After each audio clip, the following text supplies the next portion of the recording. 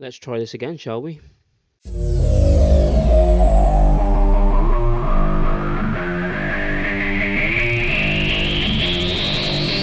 Welcome to Unleash the Nerdverse.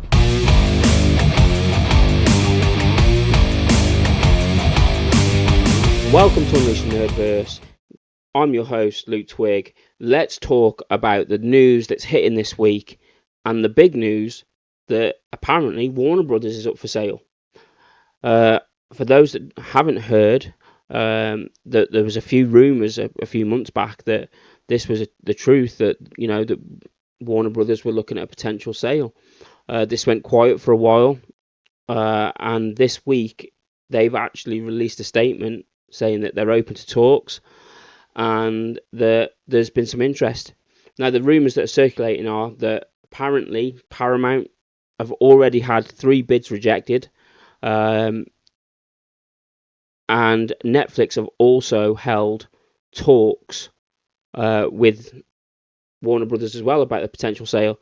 Now, this obviously at the same time is a huge issue if Netflix get involved and end up purchasing Warner Brothers, because one, they're not going to want everything.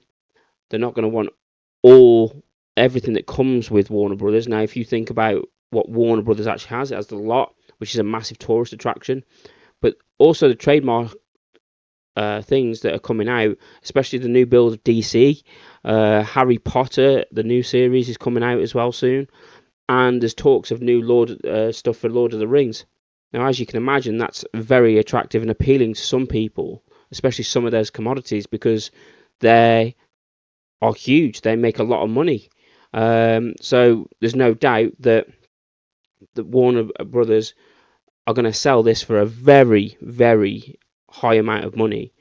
The rumours are that have been circulating, there's 50 billion is what's wanted, maybe more. Now, you look at the fact that Paramount are very involved. They've already had 3 bids apparently rejected. Now, Paramount are a good company that I could see this working for in some sense, in the fact that that they do like to bring their stuff out in cinemas, which is what we need. We need to bring more people into cinemas again.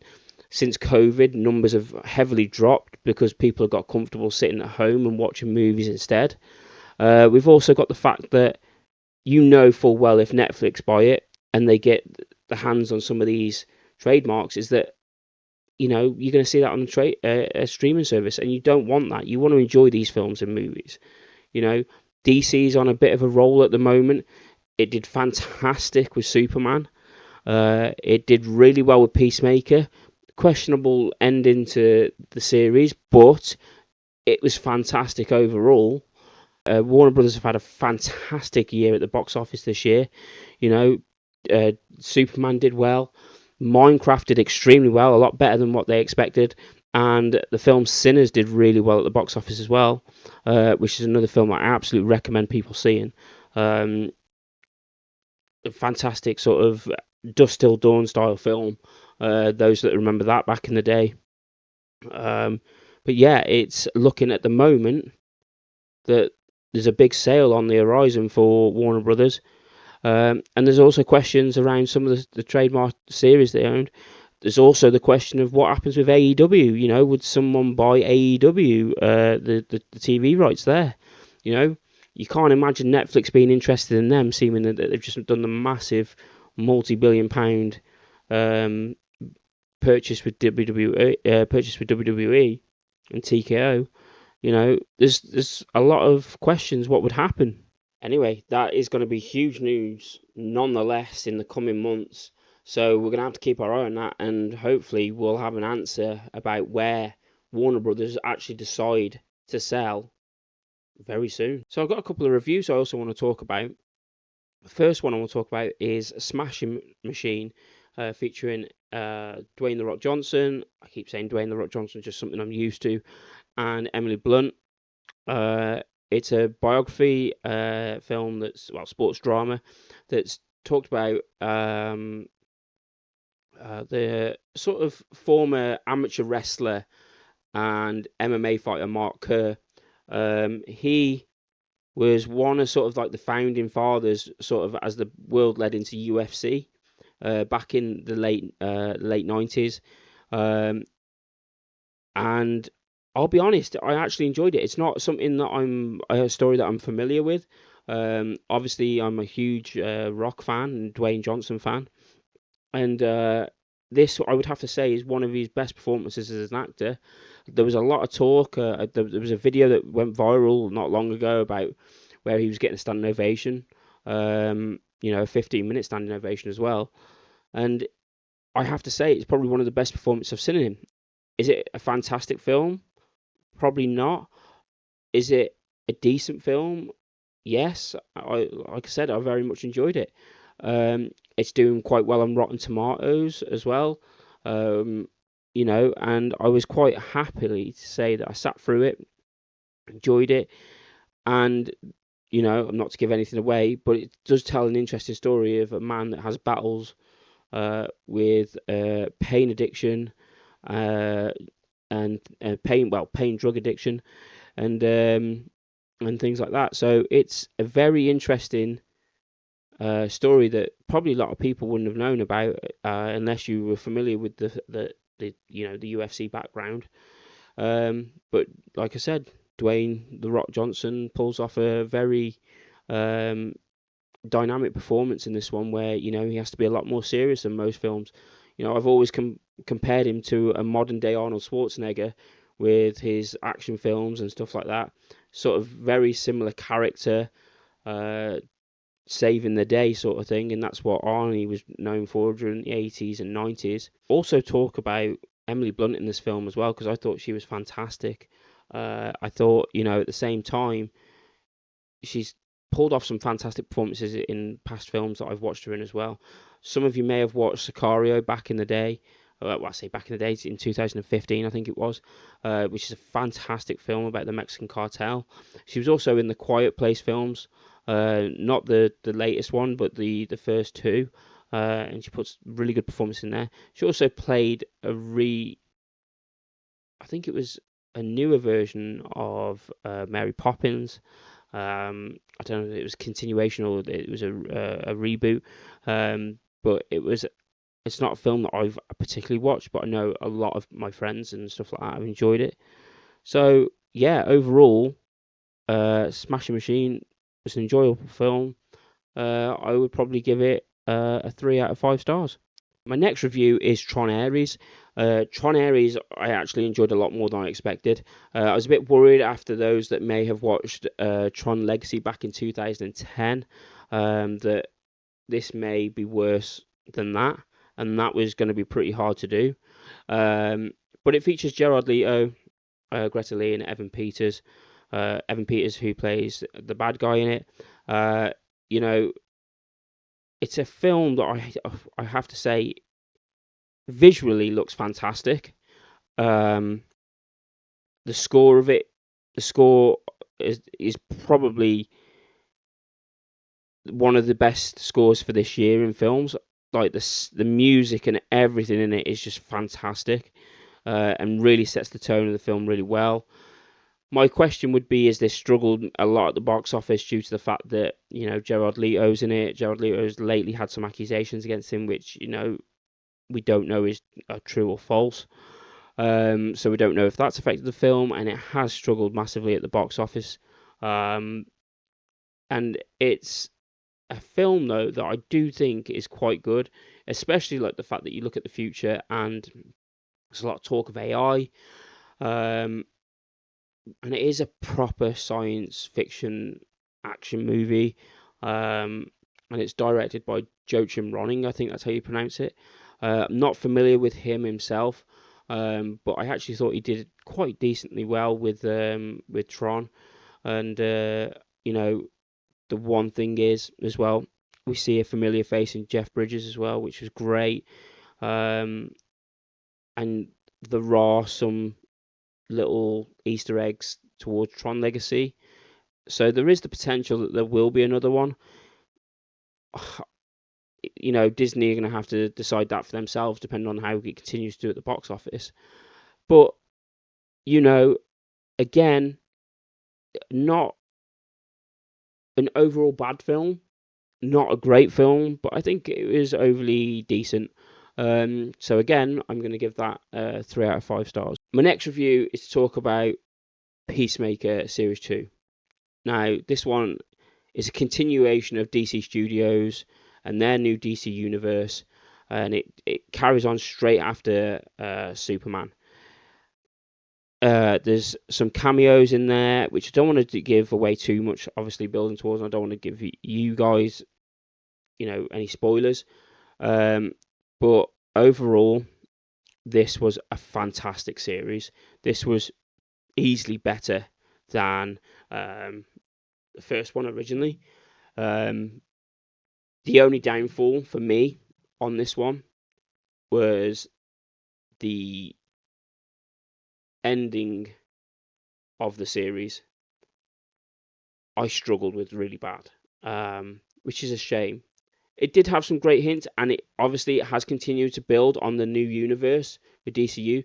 There's a lot of stuff there that I think people may be familiar with, but there'll be a lot that most people aren't familiar with. And you can see where the story is going to progress over the time in the new DCU, with a couple of the reveals at the end and stuff like that.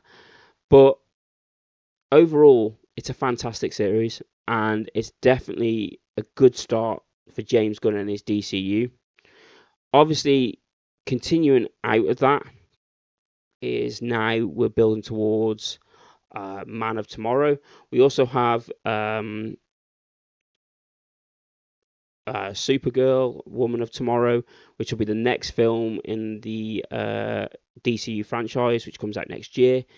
But I think that will be, even though it's set in the DCU, it's going to be set, if those that are familiar with the comic Woman of Tomorrow, it is one of them ones where you will, it's on another planet, it's miles away from Earth, and if that story goes, exactly how it does in the comics, it's very brutal.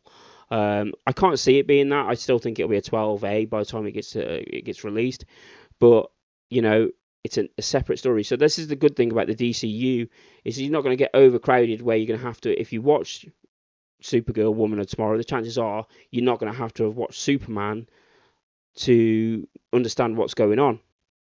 So I think that's a fairly cool thing. Obviously, when we get to things like Superman, Man of Tomorrow, which was revealed earlier last month, where James Gunn released a picture of Lex Luthor and Superman together. He did say that next time we see Superman, that he would be working with someone, which led to a lot of rumors being, Superman working with Batman and all that sort of thing. But I think that was pretty sort of a massive jump, seeing the fact that we haven't been announced a new Batman for the DCU yet. So yeah, it's definitely a good way forward. But just jumping back to Peacemaker, again, it was a fantastic series. John Cena was fantastic in it. Some of you may have seen some of the stuff online where he does this big cry out, and it was like a very hard hitting moment, which was a bit different from the comedic aspect of what we were seeing in John Cena in Peacemaker. So, again, if I had to give this one, I would look at this one being more of a 4 out of 5 stars. I thought the season overall was brilliant. I think they missed probably out doing a bit more maybe in the final episode. I know when I've spoke to a couple of people about this, I would probably say I'd have been happy if they'd have stopped the series at episode 7. But there's a lot of additional stuff that they did reveal, and a lot of new things that will be set in the new DC universe going forward. But yeah, it's an exciting time for the DCU. I'm very excited. I'm still enjoying the stuff that James Gunn's putting out. There's a lot of talk, and like I said, I'm very interested in how he's going to do Superman, Man of Tomorrow, and then you've got Superman, Woman of Tomorrow coming soon as well. It's not the slate that was originally promised back in 2022, I think it was, or 2023. but things are going to move in different directions. One of the main things really is that making sure that the script is really good, and that is what he's down for. He said, I will not release anything unless I believe the script is good. So that's a positive thing. We've struggled really with the MCU in the last few years with the amount of content they're bringing up, and you're still trying to continue to remember that everything is all connected. This connects to this, that connects to that. And I think a lot of people that aren't familiar with the comics and things like that are really struggling with them. So it's a good, real opportunity now for DCU to really take that, but really just make sure that everyone knows that they're going to get stuff. Obviously, we've also got, the one thing I've just remembered is we've got Clayface coming out, which is going to be a horror film apparently, which will be again set in the DCU. So even in this DCU, we're going to get a different variety of type of films in this connected universe, which again is another thing that excites me. Peacemaker, DCU, continuing on to be great. And let's hope that continues. As we just talked about DC, let's talk about Marvel, because the news that has surfaced online this week is that, by the looks of it, Mark Ruffalo is going to be in Spiderman. Pictures have been released from the set of him filming a sequence where he's put onto a gurney and placed into the back of an ambulance. Obviously, Mark Ruffalo, that for people that don't know, plays Bruce Banner, the Hulk. So it's going to be an interesting bit in that film now. As we already know, the Punisher is also going to be in that film. And Sadie Sink from Stranger Things is also in that film, but is playing a very mysterious role that they're keeping under wraps at the moment. Some are suggesting that there's a chance that she's going to be playing Peter Parker's daughter from the future. So, at the moment, Brand New Day, which originally wasn't going to be the next official MCU film, which comes out next year, is looking like it's going to have a real star cast set for it, and it's going to feature the likes of Spider-Man. We're going to have the Punisher, the Hulk, amongst other things. We know that I think Tombstone is going to be one of the villains in it. It's looking very exciting at the moment, as the DCU heads in towards Doomsday. Are we going to see any more of Robert Downey Jr.'s Doctor Doom? There's a lot of questions going into this movie, because, like I said, originally this wasn't going to be the film before. Originally, Doomsday was going to be before it, and then this would come out, and then after that would be Secret Wars. There's also rumours that there's the chance that the next movie, there might be another Marvel movie, Avengers movie, linked to this story that they're going to be telling. So, there's some interesting times for Marvel as we head into 2026. So thank you. If you've enjoyed this video, please remember to like and subscribe. Thank you for joining me today, and I look forward to seeing you in the next video.